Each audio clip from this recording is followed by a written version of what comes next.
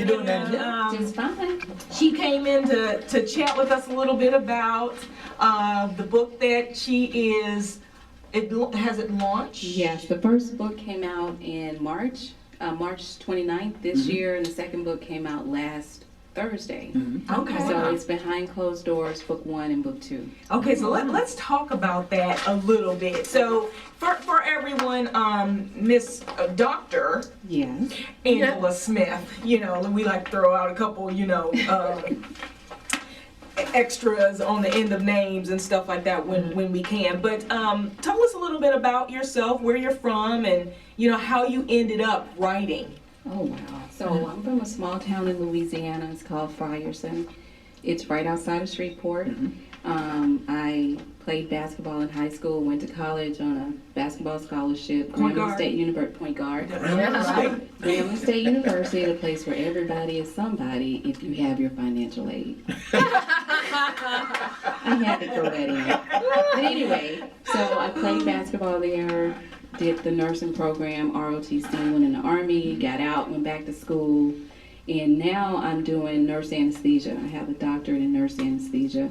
And I started writing back in 1996, put it down for about 10 years, picked it back up and put it down again, and decided to go ahead and finish the first book last fall. And what made me finish the book was, I don't know if you all watch CNN, but there's a correspondent on there by the name of Charles Blow. He's an alumni from Grambling, and he's been very successful in journalism. But he came out with a tell-all book about his life and how I don't want to give any spoilers on the book, but he talked about he came out of the closet basically. Oh, okay. He's gay. Right. So, but he's a pretty boy, Kappa. Married a beautiful woman, has kids, but all of a sudden now he's saying he's gay. So I said, what is that about? Because I remember him from Grambling, but come to find out, he experienced childhood abuse by an uncle and a cousin. And that's what led to his current state of mind, I guess you could say. So after I read that book, I said, I have to finish, because maybe I can put something out there that will help someone. Right. So here we are.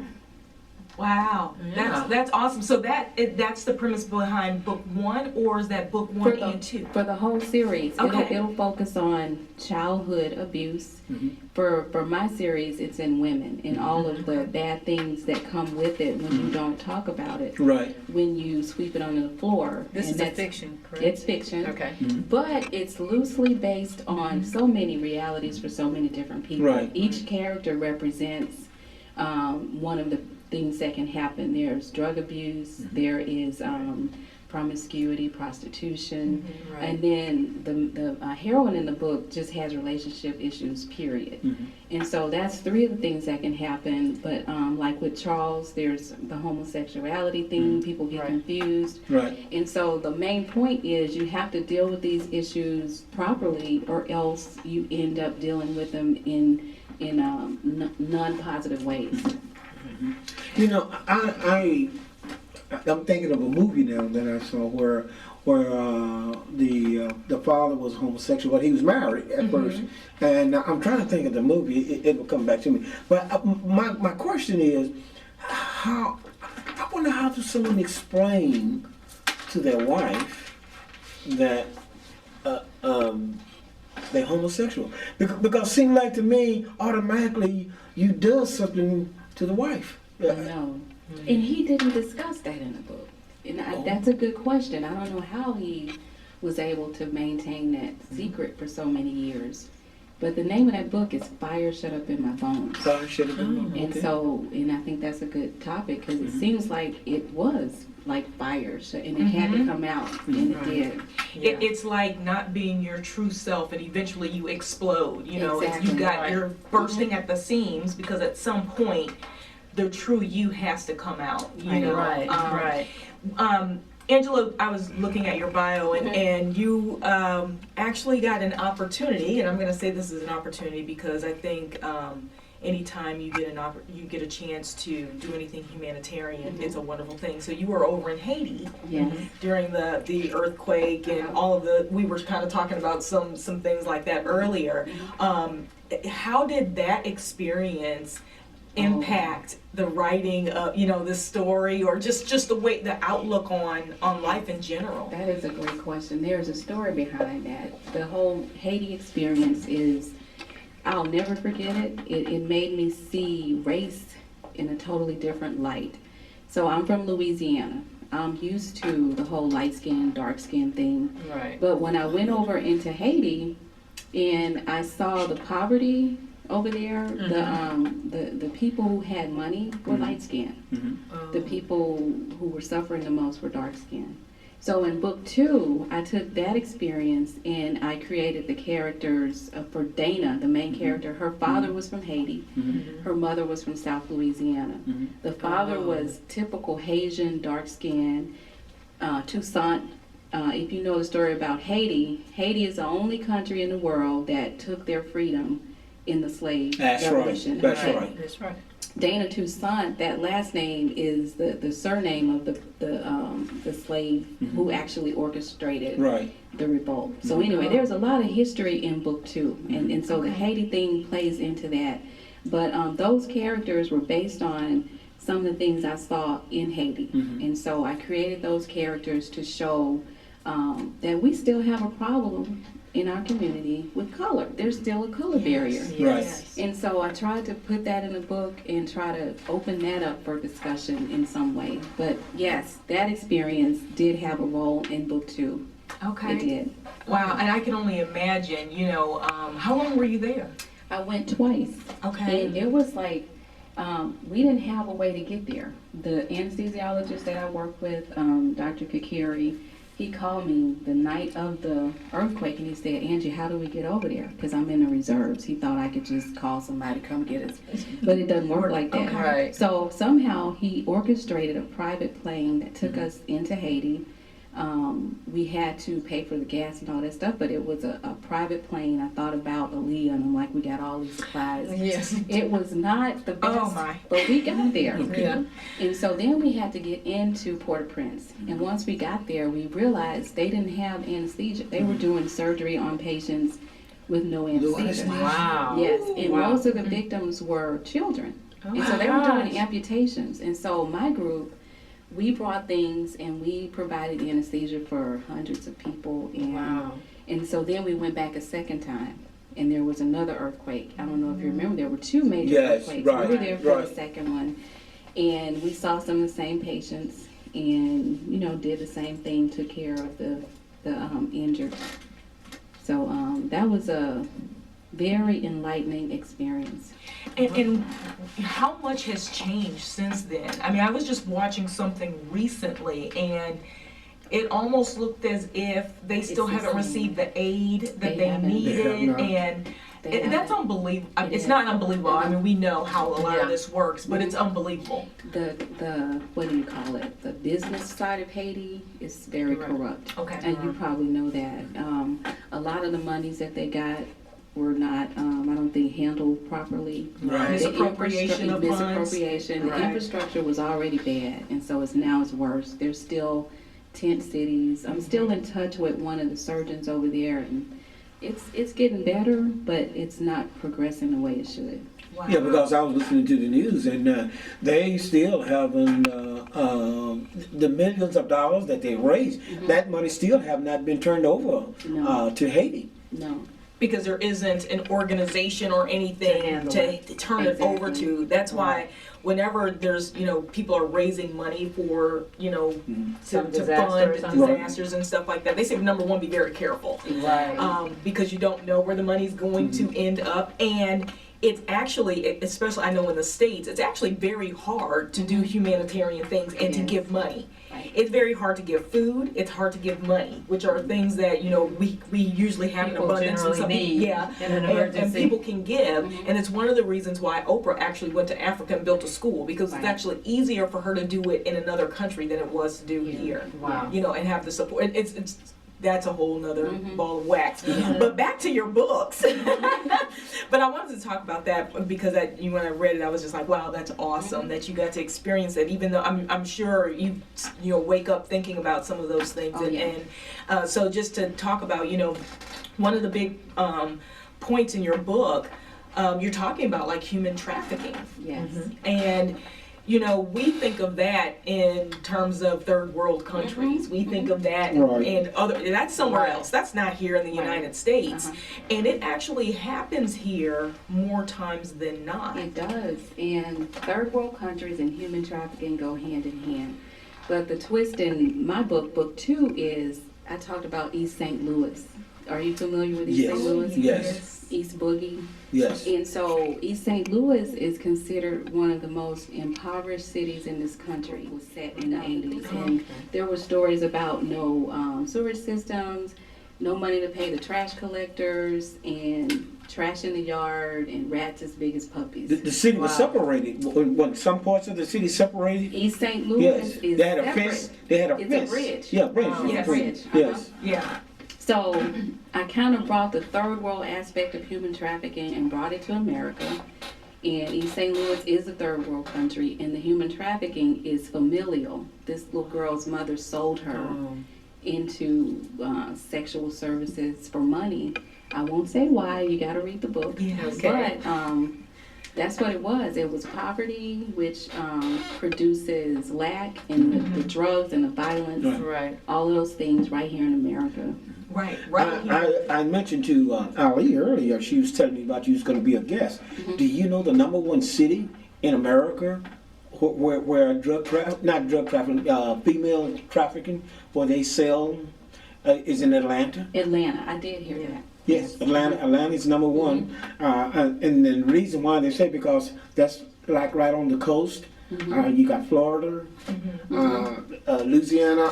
I mean, they put it all together, and that's where the most trafficking set in these young women. These women come into this country, get trapped, and don't know what to do. Next thing you know, boom. Yeah. Now, ironically, the day after my second book came out, a story out of Louisiana from the newspaper, from all over the news, human trafficking in Mansfield, Louisiana. That's my city.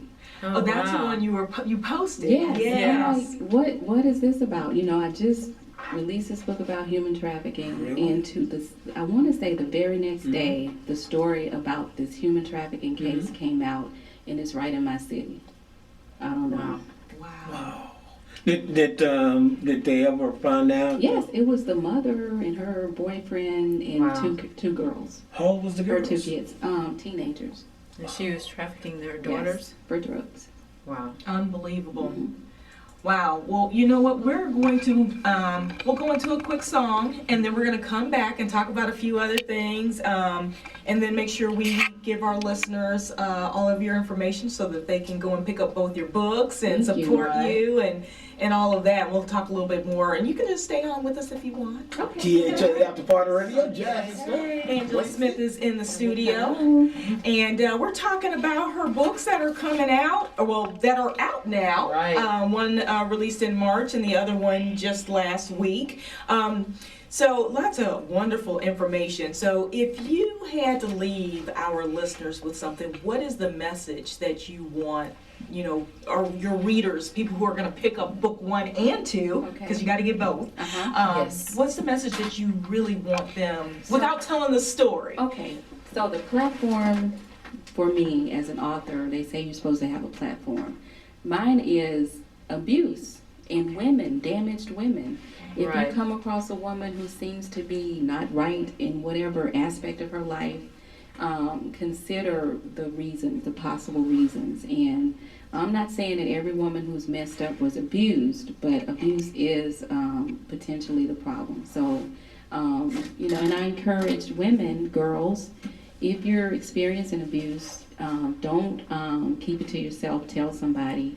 And to the parents whose children come to them and say, I've been abused, do something about it. Don't sweep it under the rug. Address it.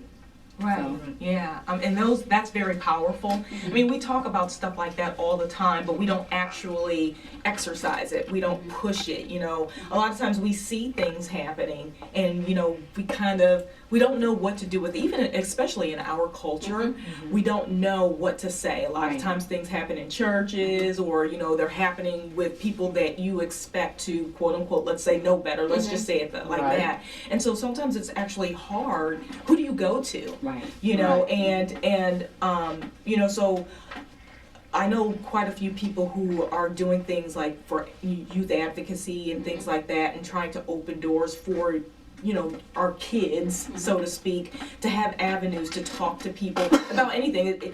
Abuse is so broad. Right. You know, when people say abuse, the first thing we think is you're getting beat physically, and I can see Exactly. it. The worst abuse is the one that you can't see. Absolutely. You know, How about verbal abuse? yeah, verbal. That's They said emotional that's kind of abuse. like the worst, because you know, you're being talked down to, so you're actually being taught how to communicate. You know, we talk about why don't we know how to communicate, why do we communicate a certain way, and a lot of it is you know, it's from generation to generation to generation, and this is, you know, what we've learned over time, and it's the same thing with behavior. You know, and then if it's like you were talking about, like a mother selling a daughter, or you know, children, the first thing you think of is, wow, that's someone I trust. Exactly. The person who's supposed to protect you Yes.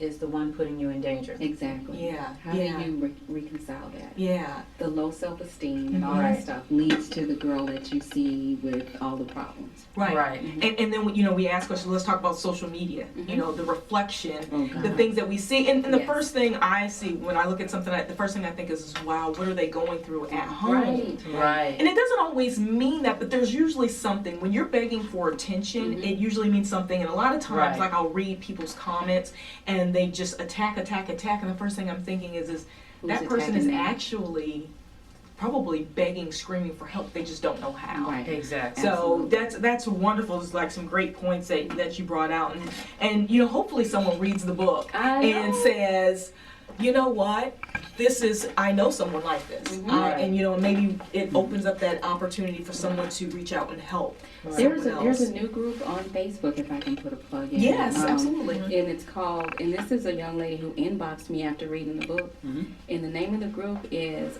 I Never Told, but It's Not Too Late. And that site has like over 200 and something interactions on there, but it came from the book. So hopefully that's the kind of thing that'll happen.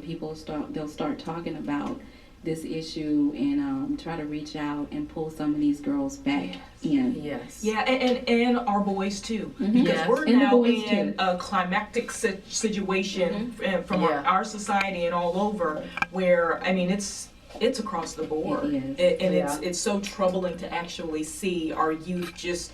They're being misguided, so they're acting in the way that they are being taught. So I understand all that, but it's heartbreaking to a certain the point. problem with that is that these children grow up, and then this repeats and it spreads, and if they don't deal with it, it basically rolls over to generation, and we raise broken children who then have children and break them. Book one actually shows that whole cycle that you just talked about, how it went back generations and came full circle in the characters in this book. You're right. If it's not addressed, it revolves. It's perpetual. It doesn't end. Wow. So tell our listeners how they can pick up both of your books. Okay, so it's available right now on Amazon Kindle, and it's only available on Kindle right now. If you don't have a Kindle, you can download the app for free, and you can read it on your smartphone or your mobile device. But the name of the book is Behind Closed Doors by A.L. Smith. There's a book one and a book two. You can also find it on alsmithbooks.com. I'm on Twitter, Instagram. Everything is at AKAngela1. I'm an AKA Skiwi. And those are all of the people that I am. Instagram, Facebook, Twitter, and LinkedIn. All of the names are the same. Okay. This like a series of It stories? is. In book 3, I have already started writing it, and I took some time off, but I'm like just itching to get back to it because I know where it's going. Everybody's going to be vindicated, and it's just going to be a good ending. It'll answer a lot of questions. I left a cliffhanger in book 2. I saw somebody's response, and they were like, "How did you end the book that way?" No, I didn't want to do that. But that's good though, because they just itching for you. Yeah. Well, let's quickly talk about the trailer. I saw the trailer, and then tell us about the actors since they're not here with us I tonight. thought that was really unique that you did a trailer for your book. I'm finding that was it's really neat. The live trailer, the movie trailer. There are book trailers, but there's not really many The live movie trailers. Right. So that all came about from a connection from my sister with Huey Rawls. He's in film school, but he's been doing film for years, and now he's just giving himself some credentials. But anyway, he is the filmmaker. I sent him the synopsis, and he jumped all over it. He said, "Angie, this is a movie." I said, "Look, Huey, I just want a book trailer." So he did a cast call here in Dallas, and that's how I met Mr. Kevin Tillett. Brittany Whitaker, who plays the adult Dana in the book, is actually a relative of mine. She's beautiful. She is. And I wanted her on my cover so bad because she is the face of Dana. Everything about Dana, physically, that's Brittany. And I saw the trailer before I saw the book cover, and I was like, Where's "Who is Dana? that? Where's Dana? Where's Who's Dana? she?" I know. But, so yeah, Brittany is actually a relative. Diana, who is Dana's mother, she's a local actress. Wow, how come I can't pull these names up? Kevin, help me out. Where are you? But the trailer cast, these are all local actors from here in the DFW. They responded to a cast call.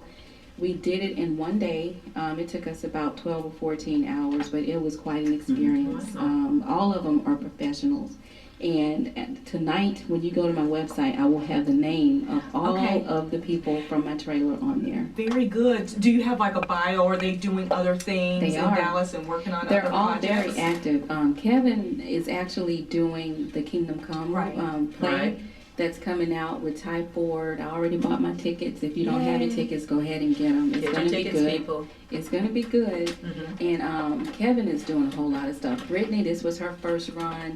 The other people are all involved in other projects here in the city. Okay, so, very good. We like to definitely share that with our listeners and let people know that there's so much, local stuff going on, and definitely to go out there and support. So everyone go out on Amazon Kindle and look for Behind Closed Doors, book 1 and book 2. It's under A.L. Smith.